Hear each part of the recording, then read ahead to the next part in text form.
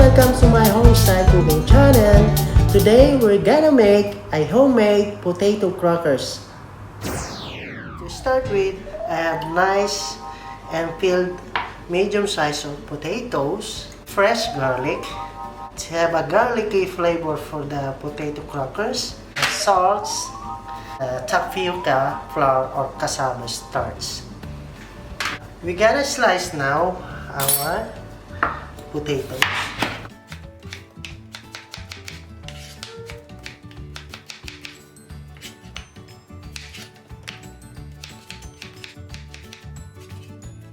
Alright, after we cut the potatoes, we gonna boil it. Potatoes on it.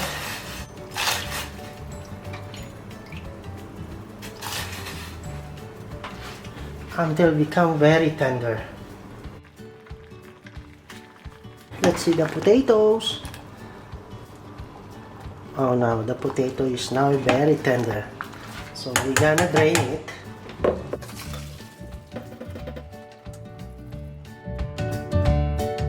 So we have to mash our potato.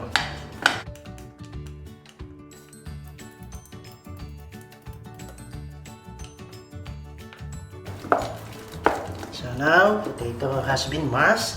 Now for the flavor, we have to pound our garlic. You guys, if you have a garlic powder, you can use it. But for me, I like the fresh flavor of the garlic on it. So now we have to put in our cheesecloth to squeeze some.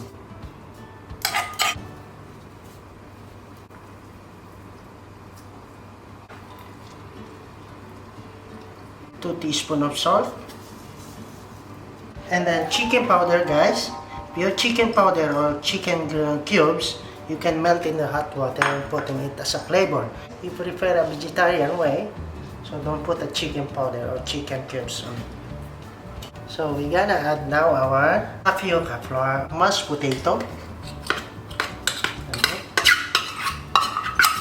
So 1:1 ratio, and then we're gonna mix it until the tapioca flour has been incorporated to the mashed potato.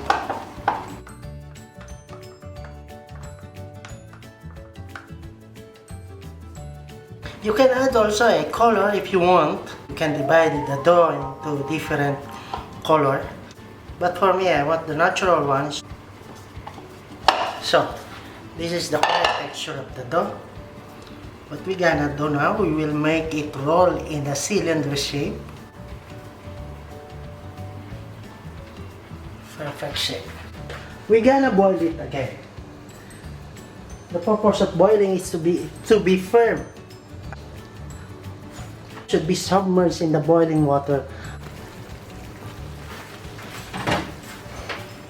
Alright, now guys, as you can see, it's already floating on the boiling water. It means this is cooked already.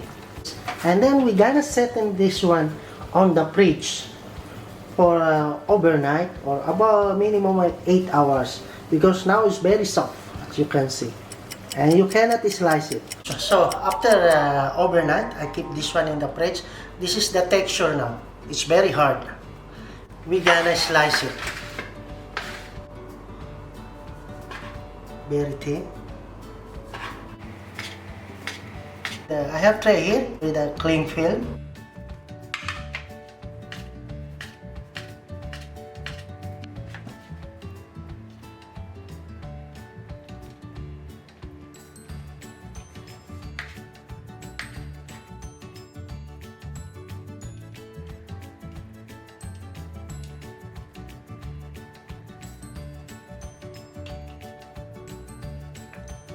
So now it's ready for drying. It depends on the temperature. This time is a summer, so maybe it's good for 2 days. You can dry it up. This is our sun-dried potato crackers. As you can see, guys, crispy. It means it's now ready to deep fry.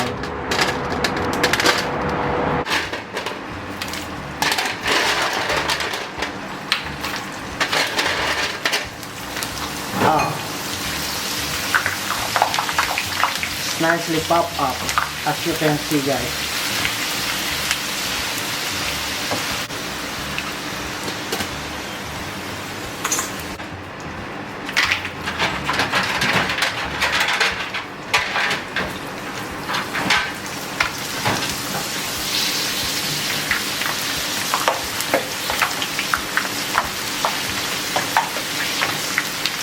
It's lovely.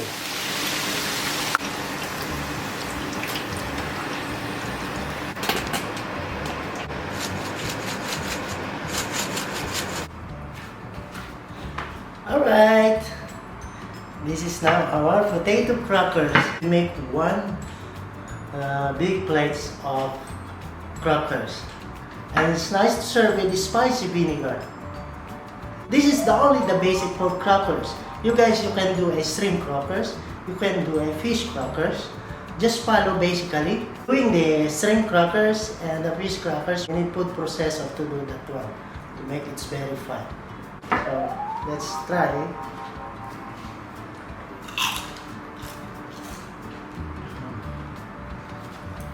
It's nice and crispy. Alright, thank you for watching, guys. Happy cooking at home, and I'll see you on my next vlog.